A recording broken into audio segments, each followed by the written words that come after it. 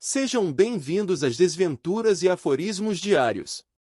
Para dar continuidade à nossa jornada sobre a estrutura do átomo e sobre como ele foi descoberto, vamos recapitular alguns pontos importantes para compreender a maneira como os átomos se ligam, e como essas ligações afetam as propriedades elétricas dos materiais que eles formam. Se você ainda não assistiu os capítulos anteriores, os links de cada um deles está disponível logo abaixo, na descrição desse vídeo. Como pudemos ver anteriormente, o primeiro modelo atômico desenvolvido por Dalton, que baseia-se na lei da conservação da massa e na lei da composição constante, teve algumas mudanças. Vimos que partes da teoria tiveram que ser modificadas com base na descoberta de partículas subatômicas e isótopos. Conforme observado, um átomo consiste em grande parte de espaço vazio, sendo composto por um núcleo e elétrons orbitando esse núcleo.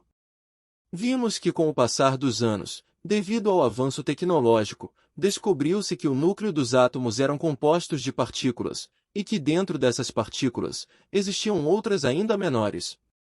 Falamos sobre os férmions, sobre os spins das partículas, sobre as órbitas e níveis de energia dos elétrons, sobre as ligações atômicas e sobre como a mecânica quântica tem se mostrado de extrema importância para a compreensão desse mundo microscópico. Hoje, falaremos sobre maneiras de átomos e moléculas se ligarem sem realmente trocar ou compartilhar elétrons.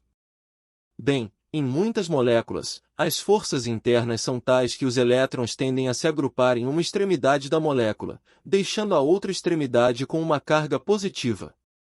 No geral, a molécula não tem carga elétrica líquida, apenas as cargas positivas e negativas são encontradas em lugares diferentes. Por exemplo, na água, H2O, os elétrons tendem a passar a maior parte do tempo próximos ao átomo de oxigênio, deixando a região dos átomos de hidrogênio com carga positiva. Moléculas cujas cargas são arranjadas dessa maneira são chamadas de moléculas polares. Um átomo ou íon que se aproxima de uma molécula polar de seu lado negativo, por exemplo, experimentará uma força elétrica negativa mais forte do que a força elétrica positiva mais distante. É por isso que muitas substâncias se dissolvem na água. A molécula de água polar pode extrair íons dos materiais exercendo forças elétricas. Um caso especial de forças polares ocorre no que é chamado de ligação de hidrogênio.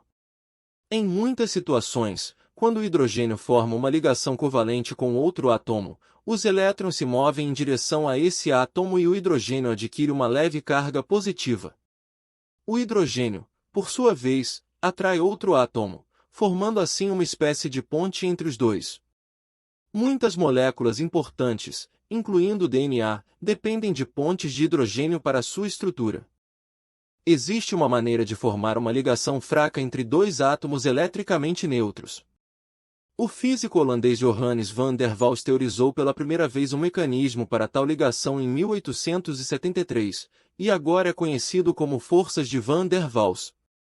Quando dois átomos se aproximam, suas nuvens de elétrons exercem forças repulsivas uma sobre a outra, de modo que os átomos se polarizam.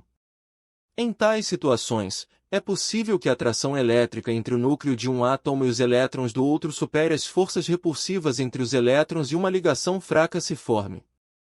Um exemplo dessa força pode ser visto em lápis de grafite comum.